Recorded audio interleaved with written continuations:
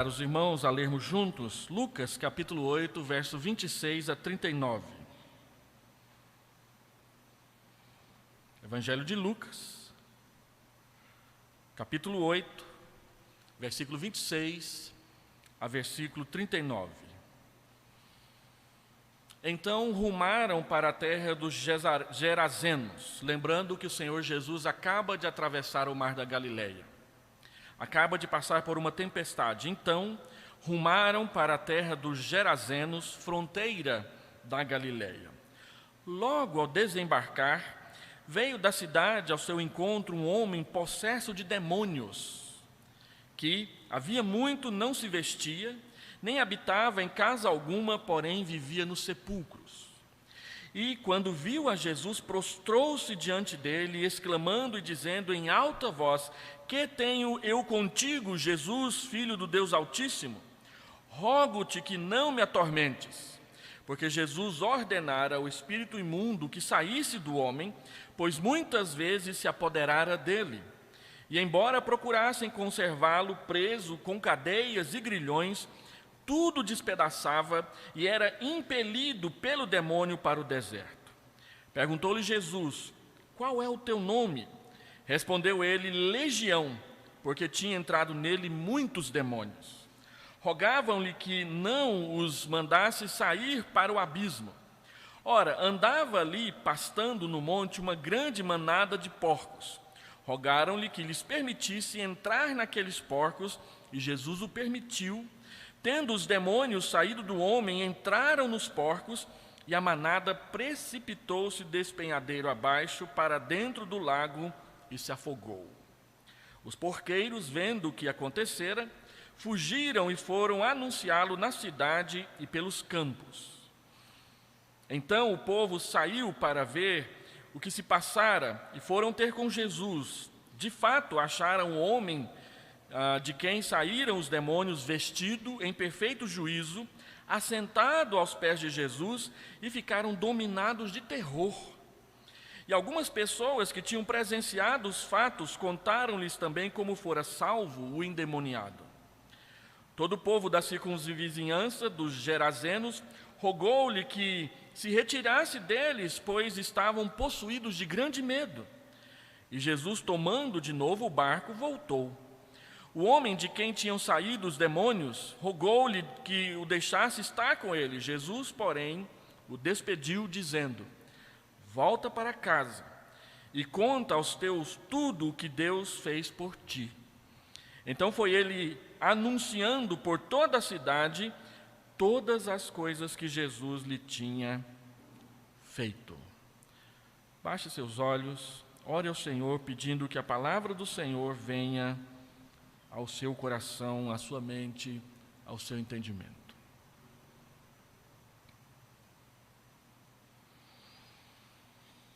Senhor Deus, nós lemos a Tua palavra e ela é santa, perfeita e boa, e é a palavra do Senhor para nós. Desperta-nos para perceber o seu significado e a sua aplicação nas nossas vidas. Fala conosco por meio do Teu amor por nós, através de Jesus e do Espírito Santo que mora no nosso coração. Esse é o nosso pedido simples na Tua presença para essa noite, em nome de Jesus. Amém. Eu vivi uma experiência com uma mulher endemoniada certa vez. Eu era pastor no interior de Goiás, e nós tínhamos uma pequena congregação num bairro muito pobre, ali na cidade onde eu pastoreava. No sábado de manhã, nós nos dirigimos àquela congregação para fazer o trabalho da semana. Era um trabalho com crianças. E quando chegamos à porta da congregação, nós vimos, correndo no meio da rua, uma mulher com outra mulher, com uma faca peixeira na mão, indo atrás dela, sendo que a mulher que vinha correndo com a faca estava seminua e aos gritos. Mais do que depressa, nós corremos lá para acudir a mulher que estava correndo. Eu falo nós e as pessoas que estavam ali, inclusive vizinhos que viram aquilo acontecer.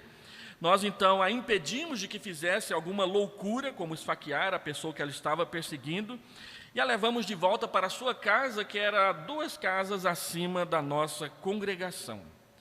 Depois de quase 1 hora, o demônio a deixou, e a primeira coisa que ela fez foi vestir a sua roupa novamente. Mas havia mais de um demônio. E na tentativa ali de expulsar o demônio, tentando fazer o que nós havíamos aprendido, usando a Escritura, e em nome de Jesus, mandando que aquele demônio fosse embora, de repente a mulher se quietou. E nós estava muito suada, nós estávamos tentando resolver a situação. E eu me lembro que eu peguei um pano molhado e fui enxugar o suor do rosto dela, fazendo uma oração, e eu me lembro que eu disse que esse pano molhado seja a água do Espírito Santo te lavando. Na hora em que eu falei isso e encostei o pano na testa dela, ela saltou alto na cama, foi até a cozinha, pegou outra faca e veio para cima de nós. Ela tinha mais de um demônio dentro dela. E foi um upa para tirar aquela faca da mão dela. Nós a tiramos, lutamos novamente para que acontecesse.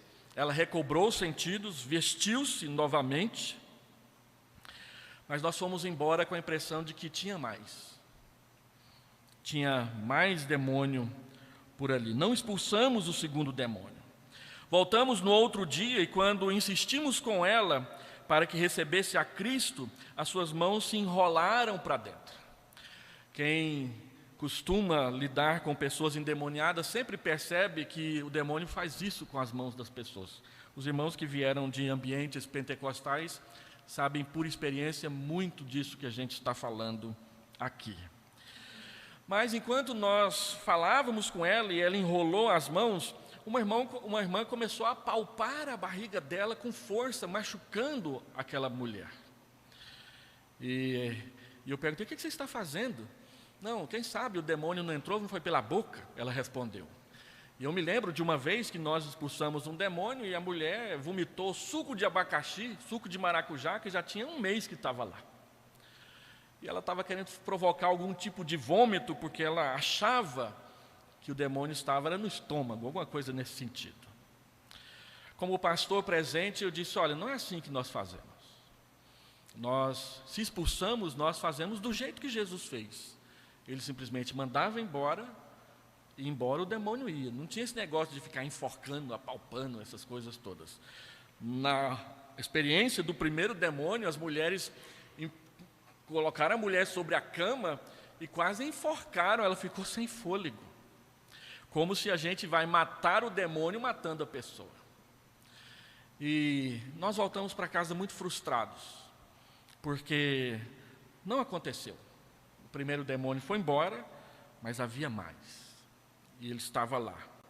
Algumas pessoas gostam de se gabar conosco, dizendo: é porque vocês são soveterianos, é por isso que o demônio não vai embora. Nós é que fazemos os demônios embora. Mas eu cansei de ver pentecostais e neopentecostais apanharem de demônio muito pior. Não é a questão de se é sorveteriano ou se é quenteriano. A questão é se Deus está conosco e se Ele vai ou não nos usar para que isso aconteça. De logo eu digo para os irmãos que enfrentar uma pessoa endemoniada é uma das experiências mais horríveis que a gente possa ter na vida.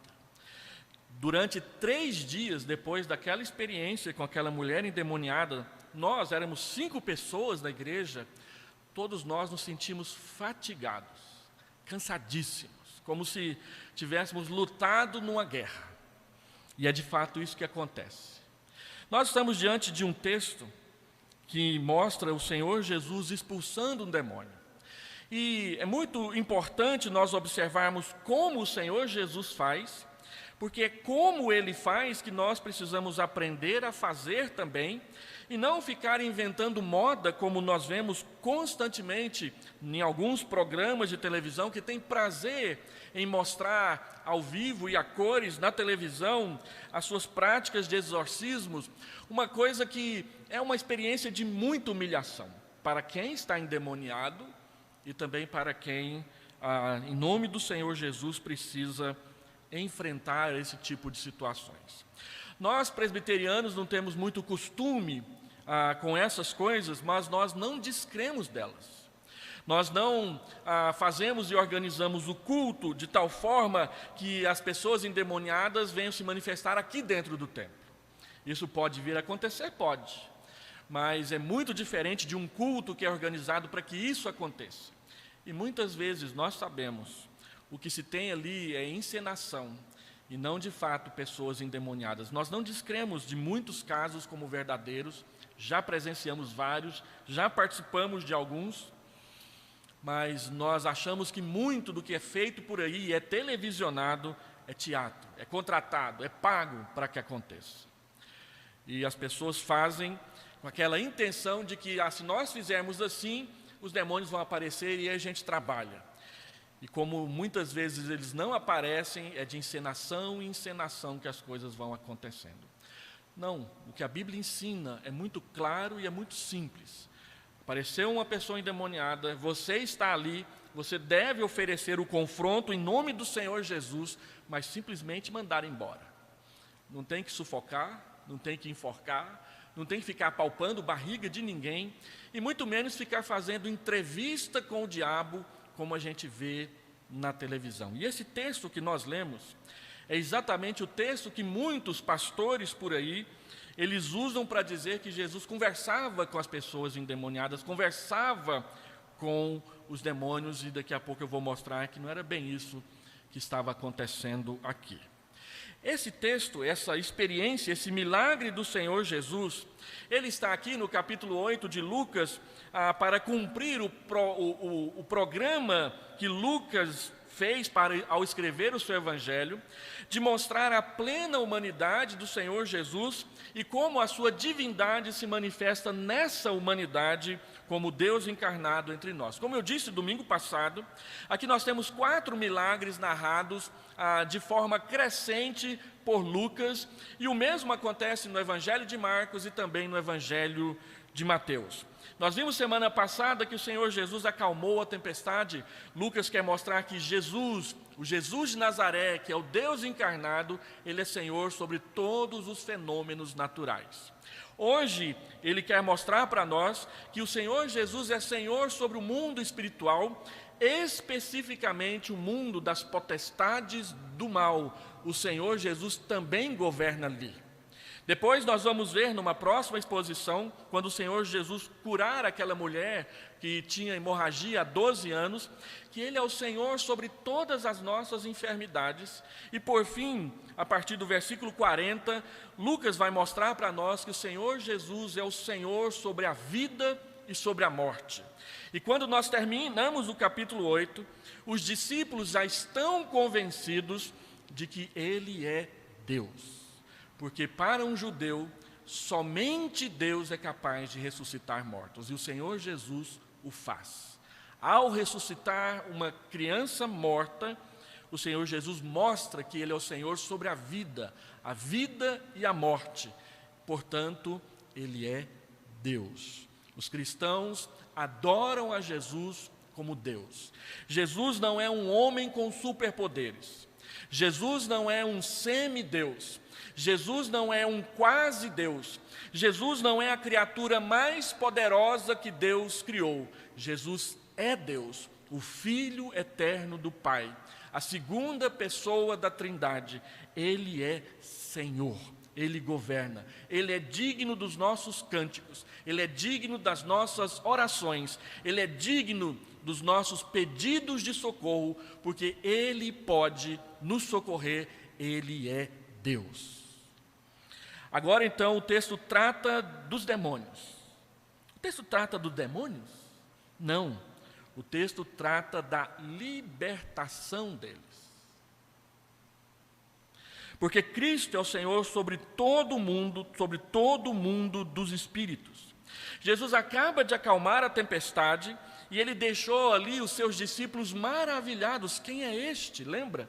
Quem é este que acalma as tempestades? Quem é este que até os ventos lhe obedecem?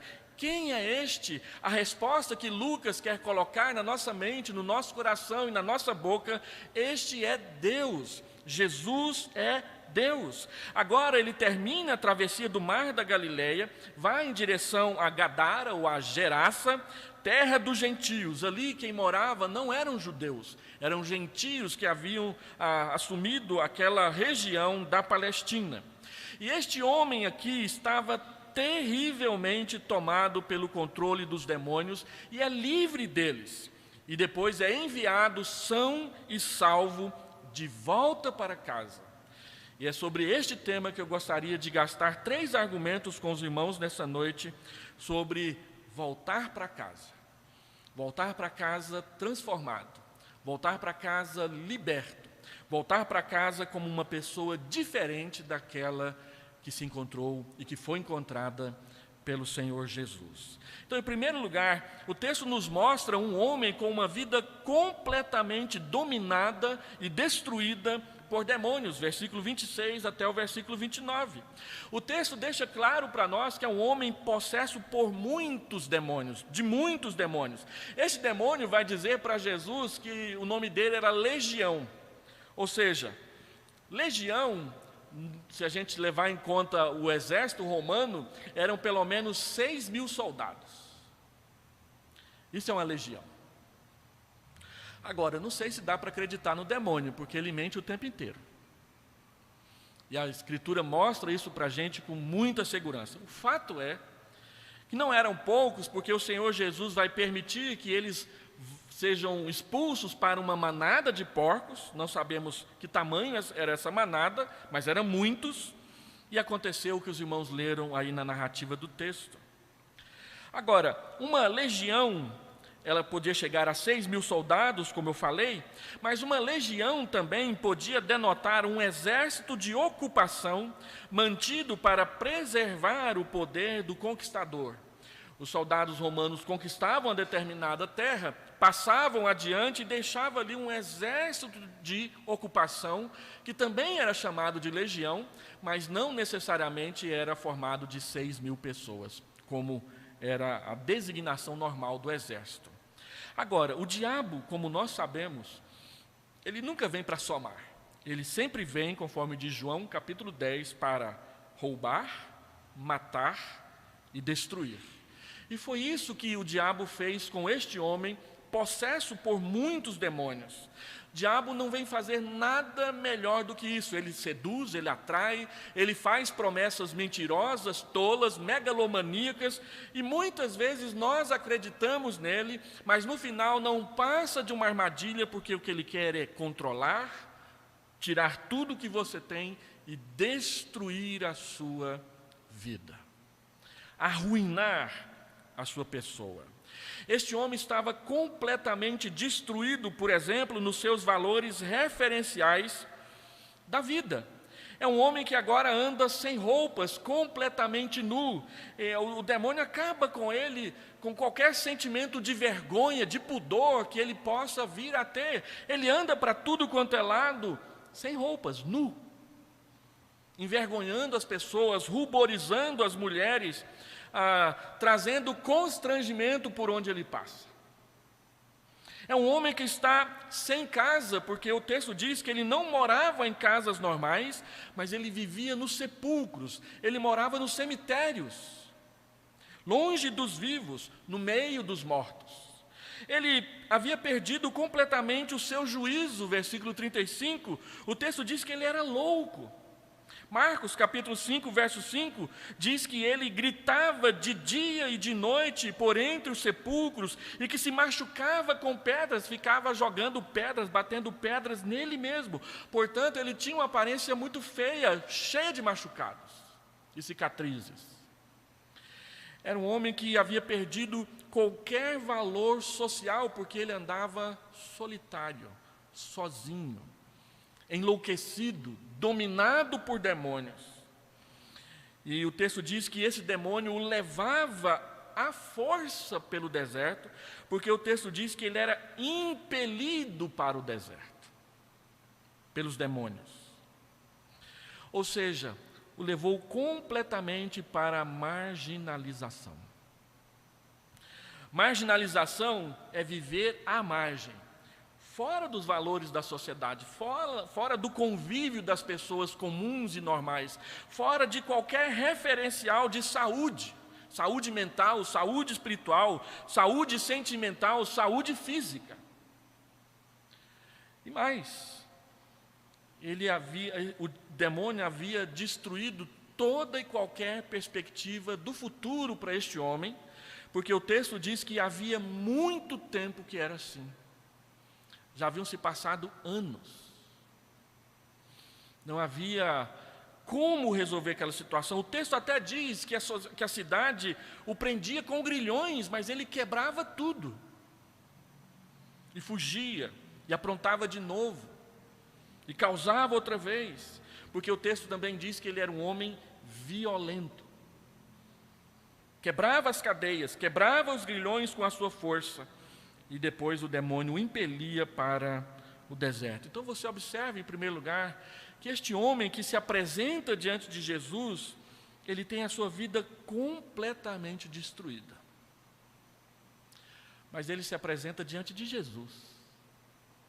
Em segundo lugar, o Senhor Jesus restaura a vida desse homem integralmente. O Senhor Jesus não deixa nada de fora, trata de tudo na vida daquele homem. A primeira lição que nós precisamos aprender sobre saúde mental, saúde emocional, saúde social das pessoas, é que nós começamos a perder a nossa saúde quando nos afastamos de Deus. O primeiro sinal de doença, de falta de saúde, é exatamente quando nós nos afastamos de Deus. E o primeiro sinal de recuperação de saúde é exatamente quando nos reencontramos ou somos reencontrados por Deus. Ele vai restaurando, colocando no lugar tudo outra vez. Às vezes eu falo com algumas pessoas que estão afastadas da igreja e acabam vindo conversar com a gente, e elas demonstram muitos sinais de saúde mental perturbada, de problemas e confusões sociais estranhas. Há poucos dias nós atendemos aqui na igreja um senhor que entrou para o culto e estava bêbado. E nós fomos conversar com ele. Citava os textos da Bíblia de cor para mim, mas não queria se comprometer com nenhum deles. E eu disse para ele: olha, o senhor precisa levar a sério esses textos da Bíblia que o senhor está citando para mim. Eles são verdade. Eles são capazes de mudar a sua vida. Não é só para o senhor saber que eles existem, é para eles funcionar na vida do Senhor. Quando eles começarem a funcionar na sua vida, você vai recuperar boa parte do equilíbrio que você já perdeu nessa sua caminhada de cidade em cidade para fazer não se sabe o quê. Então o Senhor Jesus restaura a vida deste homem. O Senhor Jesus começa perguntando: qual é o seu nome? Qual o nome de quem? O Senhor Jesus não está perguntando para os demônios quais são os seus nomes. Ele está perguntando para o homem: qual é o seu nome? É claro que é o demônio que responde na boca dele: não, meu nome é Legião, porque somos vários. Mas algumas pessoas, porque é o demônio que responde, eles pensam que Jesus estava conversando era com o demônio. Não, meus irmãos, Jesus não está conversando com o demônio, não.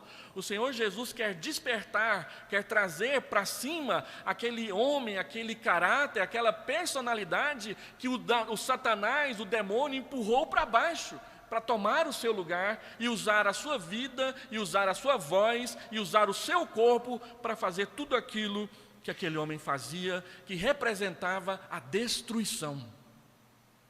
Quando o Senhor Jesus pergunta o nome, Ele não está perguntando o nome do demônio, Ele está perguntando o nome do homem. E.F. Kevan, no novo comentário da Bíblia, ele diz: olha, Jesus pergunta ao homem o seu nome, e não aos demônios.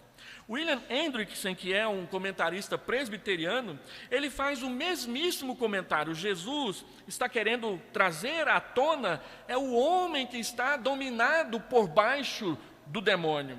Cristo quer despertar o homem que está debaixo do jugo satânico e assim quebrar o vínculo da associação, da identificação e da subjugação entre ambos, o demônio sobre o homem, ou os demônios e o homem possesso.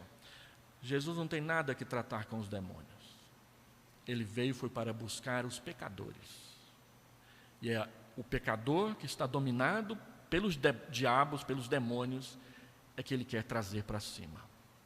E assim, para que este homem recupere o juízo, Jesus manda os demônios embora. Eles não têm nada que fazer ali. Dr. Russell Shedd diz que uma das explicações que nós podemos dar a respeito da possessão demoníaca é que a possessão demoníaca é uma forma que Satanás achou para tentar humilhar a Deus. Por quê? Porque o homem foi criado à imagem e semelhança de Deus. Satanás não está preocupado com a gente. Ele é muito mais poderoso do que nós. Ele está preocupado com aquele que ele sabe que tem poder sobre ele. Então, quando Satanás e os seus demônios possuem uma pessoa, é para tentar humilhar o Criador, humilhando a sua criatura. Então, o que o Senhor Jesus faz? O Senhor Jesus bota para fora este que tenta usurpar um lugar que não é seu. Porque a única coisa que Satanás quer é usurpar o lugar de Deus como o rei de toda a criação. Mas ele não conseguirá fazer isso.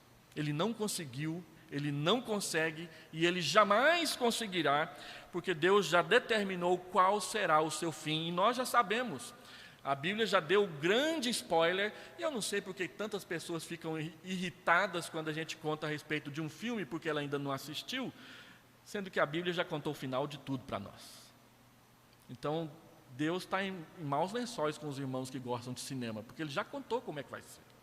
A gente já sabe o final.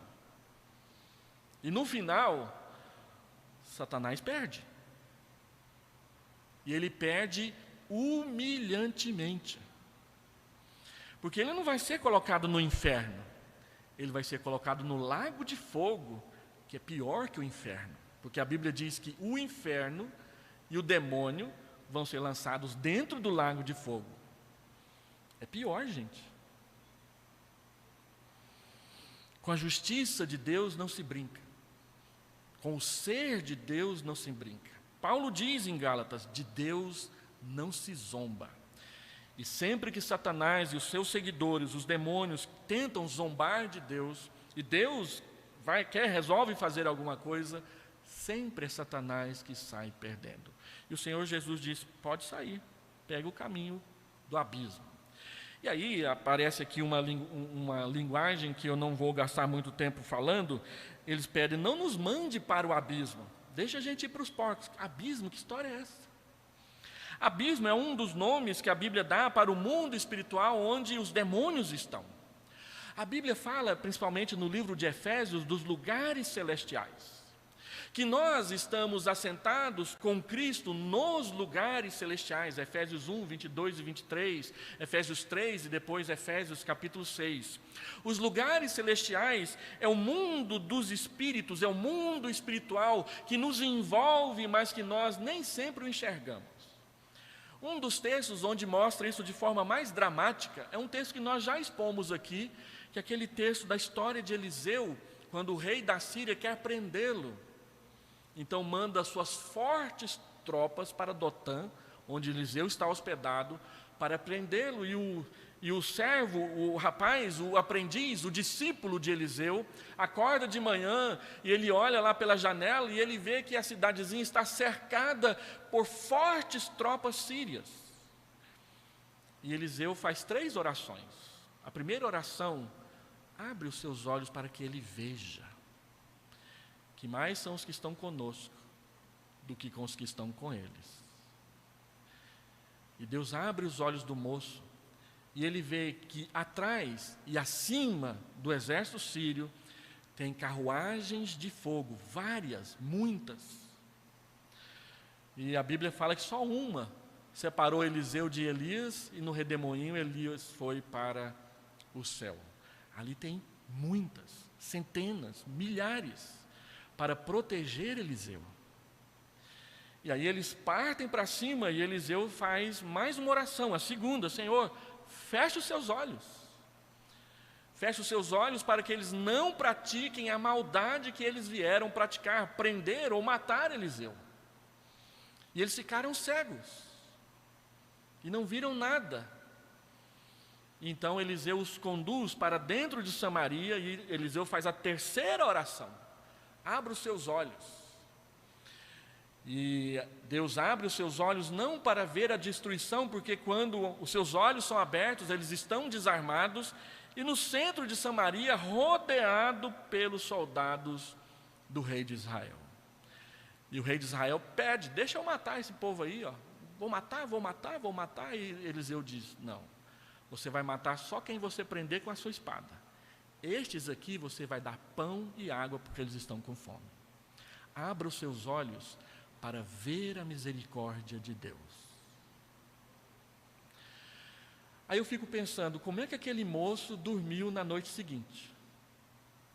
Numa manhã, ele nem sabia que tinha aquele montão de anjo poderoso, faiscante de fogo para tudo quanto é lado. E na outra noite ele tem que dormir. Você consegue? Isso é os lugares celestiais, é onde estão os demônios, mas é onde também estão os santos anjos poderosos de Deus, um tal de Gabriel, que falou para Maria que ela ia ser mãe de Jesus. E um tal de Arcanjo Miguel, o anjo poderoso que dirige os exércitos de Deus. Então, o Senhor Jesus os manda para o abismo, como se fosse o departamento dos lugares celestiais onde os demônios ficam, longe da presença de Deus. Mas eles disseram, não manda a gente para lá não. Deixa a gente ir para os porcos. Eles vão para os porcos morrem afogados, eles não têm para onde ir. Mas o foco não está nisso. O foco está no fato de que aquele homem foi restaurado, ele foi livre dos demônios. O texto diz que logo em seguida ele está vestido e em sã consciência, assentado aos pés de Jesus. Ele está em perfeito juízo.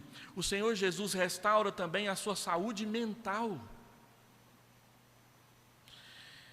E quando ele pede para ser mais um dos seguidores de Jesus, Jesus diz, não, você vai ficar em Gadara.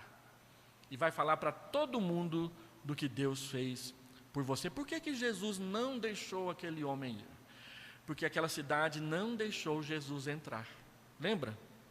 Eles chegaram para Jesus tomados de medo. Puxa vida, se na entrada ele mata uma manada de porco, o que mais que ele vai destruir na nossa cidade? Eles são gentios, eles não são judeus, eles não sabem o que é lei, eles não sabem o que é o Deus do Êxodo. Eles simplesmente pensam em deuses, e quando ele vem aqui lá, eles simplesmente mistificam tudo aquilo e diz, aqui não. Se com um milagre isso fez esse estrago todo, imagina se fizer mais. E rejeitam Jesus. Mas Jesus deixa um missionário lá. Você não vai comigo, você vai ficar aí.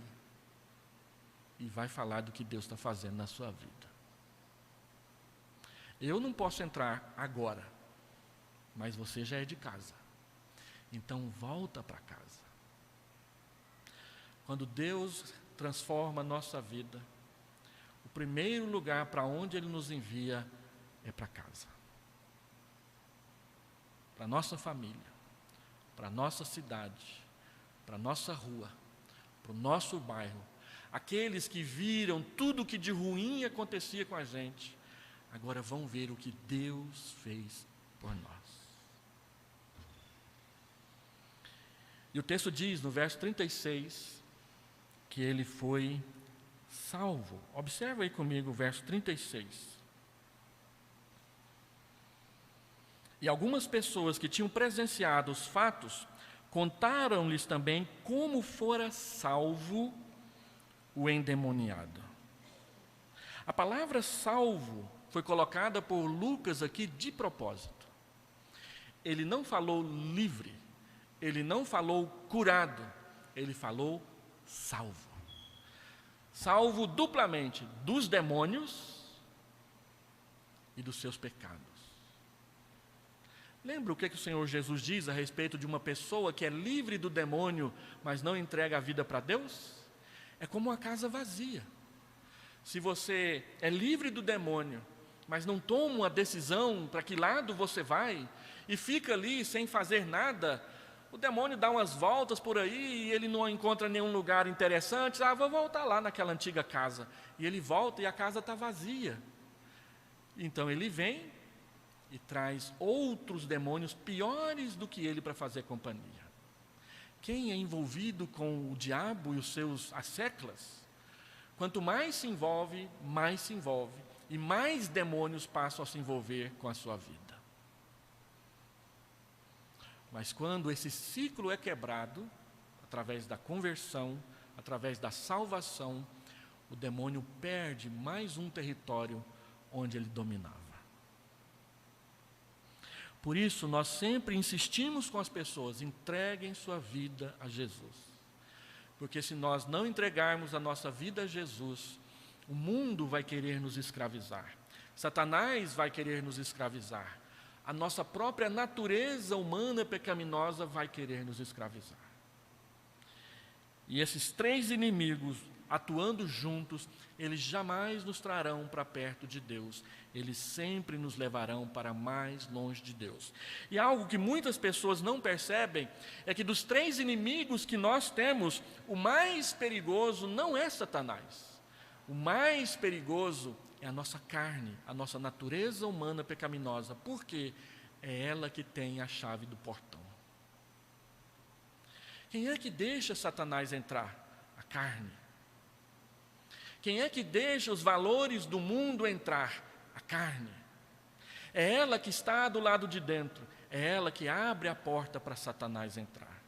Se nós não resolvemos os problemas dos nossos pecados com Jesus, o nosso portão, a nossa porta estará sempre aberta para que Satanás venha e apronte na nossa vida. Mas se o Senhor Jesus tomou conta do nosso coração, Ele fecha a porta, porque Ele passa a reinar na nossa vida. E foi o que aconteceu com este homem, ele foi salvo. E em terceiro lugar, então, Lucas gasta especificamente nesse texto mais espaço com as reações. E aí o versículo 37 a 39, vocês observam as reações. O que aconteceu? Todo o povo, diz o texto, da circunvizinhança dos Gerazenos, rogou-lhe que se retirasse deles, porque estavam possuídos de grande medo. Quando não entregamos a vida para Deus, nós temos medo dele. Por que Adão se escondeu entre as árvores? Deus perguntou: por que você se escondeu? Ele disse: porque eu tive medo de ti. O pecado nos leva a ter medo da santidade de Deus. Muitas pessoas aí fora, nos palanques, nos palcos, nos microfones, nas televisões, nas internets, nos jornais, falam mal de Deus, mas morrem de medo dele, porque não o amam, não sabem o que é o seu amor, não sabem o que é o seu perdão, nem imaginam o que é a graça, o favor que Deus derrama nos corações de quem precisa dele. Então o texto diz: e Jesus, tomando de novo o barco, voltou. O Senhor Jesus não criou caso com eles por causa disso. O homem de quem tinha saído os demônios rogou-lhe que o deixasse estar com ele. Jesus, porém, o despediu, dizendo: volta para casa e conta aos teus tudo o que Deus fez por ti. Então foi ele anunciando por toda a cidade todas as coisas que Jesus lhe tinha feito. Ele não ficou calado. Ele passou a falar de Jesus. Então observe comigo. O que aconteceu com a população? A população ficou possuída de terror, de medo de Jesus Cristo. Eles entenderam tudo errado. Eles acharam que para libertar um homem precisou causar aquele prejuízo todo. Então, qual o prejuízo que vai causar para libertar uma cidade? As pessoas estão sempre preocupadas com os bens e os ganhos materiais. Um dos maiores inimigos do Evangelho é o apego que as pessoas têm a dinheiro, a lucro e a coisas. Muitas pessoas rejeitam a Cristo porque não largam mão delas. Quantas e quantas vezes, falando de Jesus para as pessoas, eu ouvi coisas assim. A primeira vez que eu fui evangelizar uma pessoa, depois que eu me tornei pastor, era um homem que amava o tal do forró. Toda a família era crente, menos o pai. Ele amava forró. Toda sexta-feira ele tinha que ir dançar forró. Como a esposa dele não ia, ele arrumava outra companheira. Então eu falei para ele de Jesus. Ele disse: pastor, forró é muito melhor. Fica com seu forró. Depois, o filho dele passou por um reavivamento espiritual e falou do Evangelho para ele, e ele entregou a vida para Jesus. Eu estava na cidade ainda quando eu vi aquele homem largar mão do forró e entregar a vida para Jesus. Antes dele, eu fui convidado um final de semana para jogar futebol num campo de futebol society, numa chácara lá na cidade onde eu pastoreava. Nossa, como eu apanhei aquele dia. O camarada não perdia uma bola, porque quando a gente dava um olé nele, a gente caía, não tinha jeito. Ele quebrava mesmo. E ele dizia: ninguém passa por mim. Ele era o dono da bola e do campo, ninguém botava ele para fora do campo. E aí eu falei com ele: o senhor precisa ir para a igreja, sua esposa vai, sua mãe vai, seus filhos vão. E o senhor: a minha religião é o futebol, pastor. Eu adoro futebol. Eu entro no campo 7 horas da manhã no domingo e saio 5 horas da tarde com cãibra. Ele morreu 3 anos depois num acidente de automóvel. Ele e toda a sua família. Não entregou a vida para Jesus. Do lado da igreja morava um senhor que tinha sido membro da igreja e atuante, mas ele contraiu câncer. E aí os pastores oraram por ele não foi curado, ele foi para o espiritismo, lá em Abadiânia, João de Deus. Morava do lado da igreja de Abadiânia. E eu fui falar com ele, um homem muito educado. Me atendeu com uma hospitalidade educadíssima. E eu comecei a falar de Jesus para ele. Ele falou: peraí, o senhor vai me curar? Eu falei: olha, eu posso orar pelo senhor, agora curar não é comigo. Olha, então pode ir embora. Eu só vou onde me prometem cura. Então ele foi para o João de Deus e morreu de câncer. As pessoas se apegam. Dinheiro, coisas, bens materiais, situações, prazeres, e perdem Jesus. Jim Elliot, aquele missionário que morreu entre os Aucas, ele tinha um slogan que ele sempre dizia, e ele é conhecido por essa frase. Ele morreu em 1954 aqui no Equador, quando estava evangelizando indígenas, e eles o mataram na praia ao descer do seu avião. E ele dizia o seguinte: não é tolo aquele que larga o que não pode segurar para pegar aquilo que não pode perder. Ele estava falando do Evangelho. Não é tolo aquele que larga o que não pode segurar para pegar aquilo que não pode perder. Muitas pessoas são tolas, elas não largam aquela melancia imensa que ficam segurando na mão para pegar o Evangelho.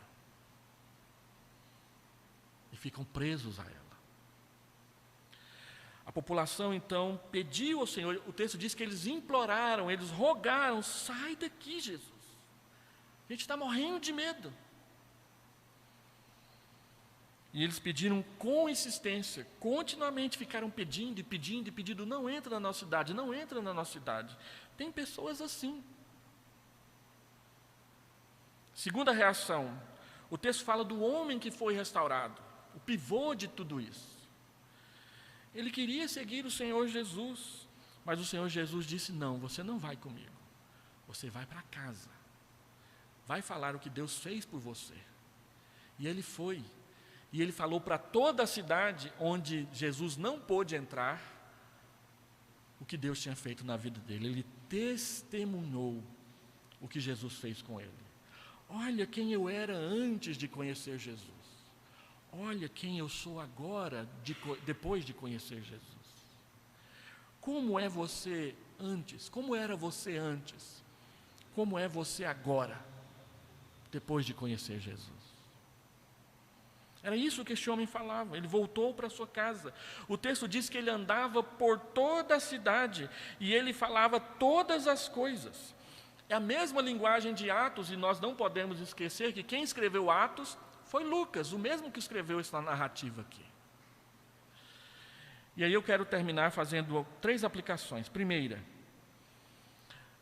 aqui tem a reação da população, aqui tem a reação do homem que foi curado por Jesus, que foi liberto e que foi salvo por Jesus. Qual seria a sua reação? Um monte de porco caindo de espinhadeira abaixo.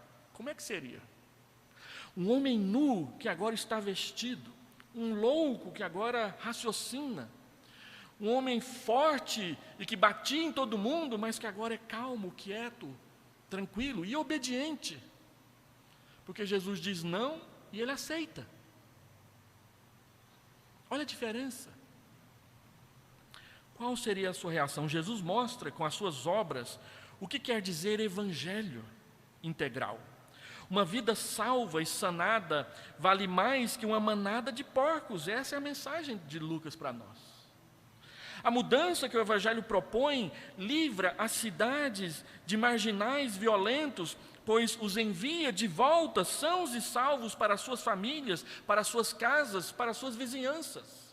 Mas tem muitos aí fora que preferem a manada de porcos.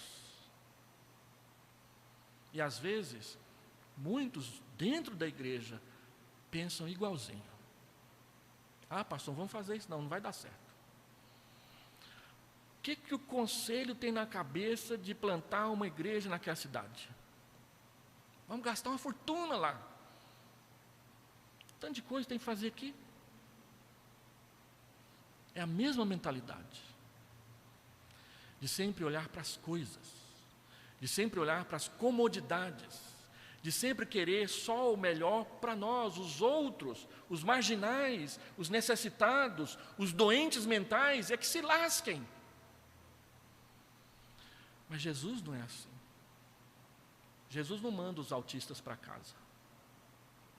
Jesus não manda os surdos para casa. Jesus não ignora os doentes.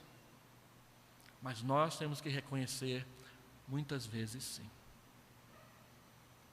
Mas quem nós estamos seguindo? Jesus ou a manada de porcos?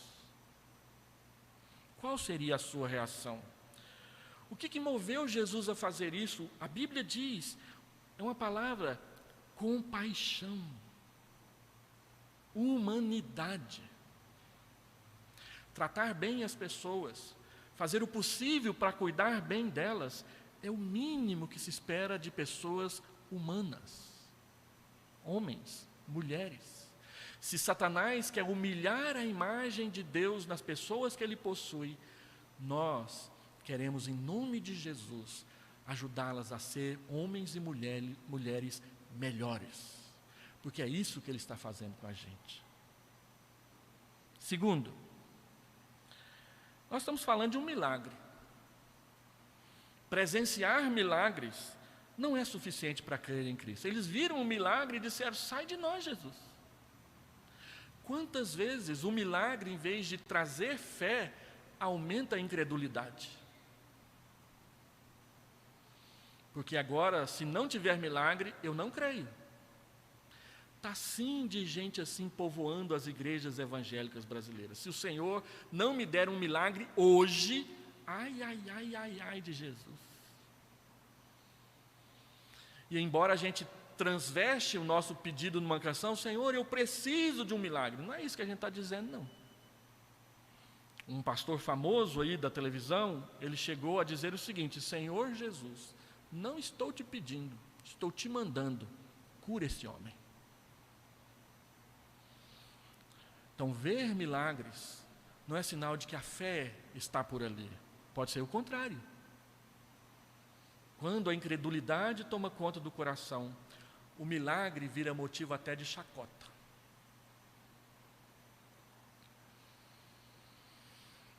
Jesus não nos chamou para presenciar milagres apenas, mas para sermos milagres vivos dentro de uma sociedade morta. Todos os que correm aos templos atrás de milagres podem voltar aterrorizados com as mudanças que o Evangelho propõe ao custo das coisas que mais amam e que não querem deixar. Eu me lembro do primeiro congresso de missões que eu participei. Tinha um rapaz muito piedoso, cheio das orações. Oh, meu amado irmão, eu quero servir o Senhor Jesus. Era belíssimo ver aquele rapaz lá nos seminários. Aí fazia um apelo para evangelizar os muçulmanos da África e levantava a mão. Eu quero ir. Fazia um apelo para evangelizar os hinduístas da Índia. Oh, eu quero ir. Aí depois, no outro dia, veio o seminário sobre muçulmanismo. E ele estava lá e eu também. Aí contaram para a gente como que é a cultura muçulmana e quais as dificuldades para evangelizá-los. E o moço estava sentado na primeira fila.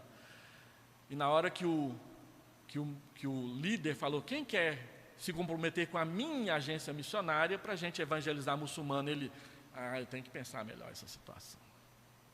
É muito bonito ir lá na frente as pessoas acharem que eu, você, nós somos crentes. É bonito demais. Mas quando acaba o culto e a gente tem que assinar o papel e se comprometer com a obra, muita gente pula fora. Muita gente pula fora. É melhor viajar do que se comprometer. É melhor fazer outra coisa do que estar presente. Se eu me comprometer uma vez por mês com aquela classe de escola dominical, eu não vou poder viajar o tanto que eu queria. Então não vou fazer. Pensa bem. O milagre não é sinal de fé. Pode ser até o contrário. Pode ser a maior manifestação da incredulidade. Foi o que aconteceu com essa cidade. Eles viram o milagre, eles sabiam que era milagre, mas eles acharam o preço, o custo muito alto de se comprometer com Jesus.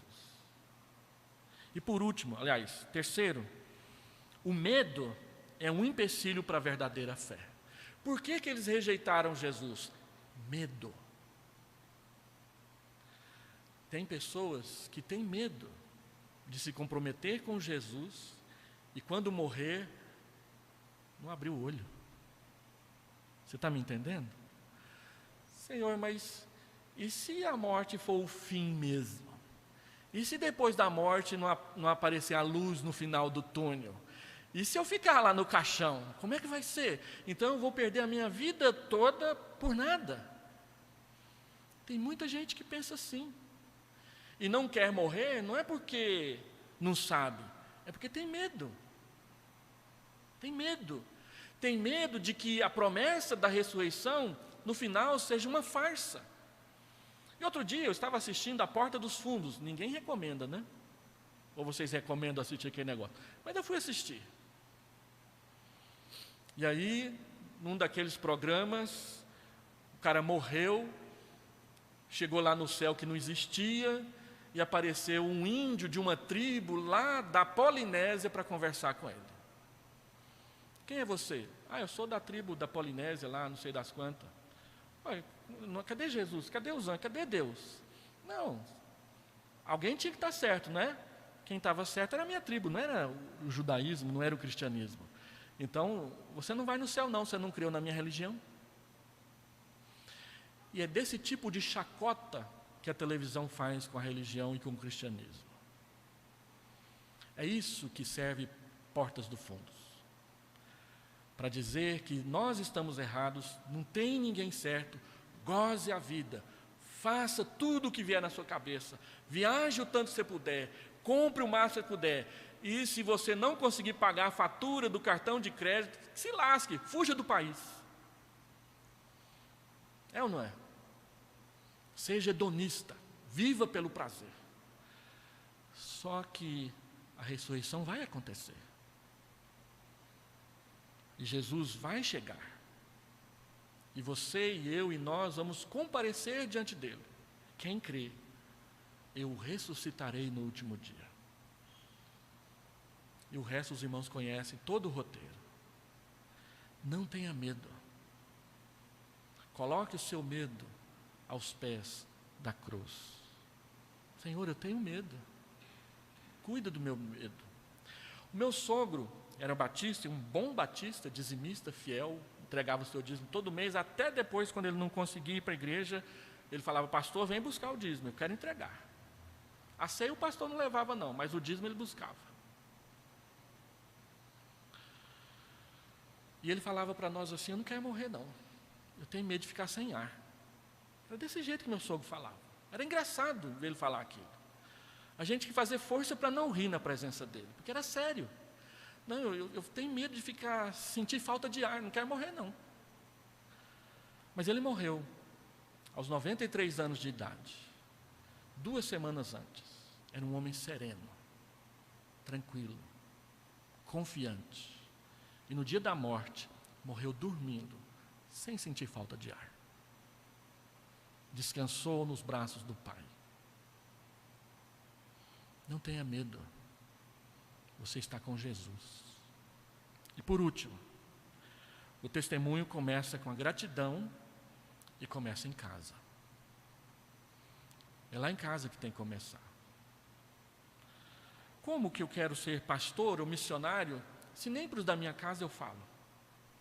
Se eles vão ouvir ou não vão ouvir, é outra história. Mas você fala ou não fala? Se você fala com sabedoria ou sem sabedoria, é outra história, tem treinamento para isso.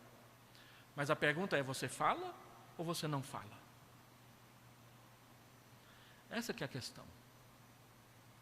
Fale para o seu marido, fale para a sua esposa, falem para os seus filhos, falem para os seus pais, testemunhem aos seus avós, aos seus tios, aos seus primos, aos seus amigos do futebol, fale aos colegas do trabalho, você os vê todo dia. Deixe o resto com Jesus. Ele tirou este homem do pior estado que um ser humano pode chegar. Ele pode fazer isso com você, ele pode fazer isso com seus familiares, e ele pode fazer isso através de você. Porque Ele é o Senhor sobre o mundo espiritual que eu e você não enxergamos, mas Ele enxerga. E é Ele quem nos guia. Ele sabe o que está fazendo. Quem vem após mim não anda na escuridão, não anda nas trevas. Volte para casa em paz. Não volte para casa com medo. Não volte para casa com medo do demônio. Pastor, se o demônio começar a falar da minha vida, é mentira. A não ser que você saia falando por aí, contando vantagem. Você não sabia, não? O demônio não consegue ler nossos pensamentos. Ele consegue ouvir nossas palavras. Então, se você é um falastrão que gosta de contar vantagem, o diabo pode muito bem usar isso contra você numa hora qualquer. Mas se você é uma pessoa sensata, lúcida, que mede as palavras, dificilmente Satanás vai tirar proveito de você, porque será mentira. E a mentira tem perna curta. Sempre teve. Não é diferente hoje. Volte para casa em paz. O Senhor está com você.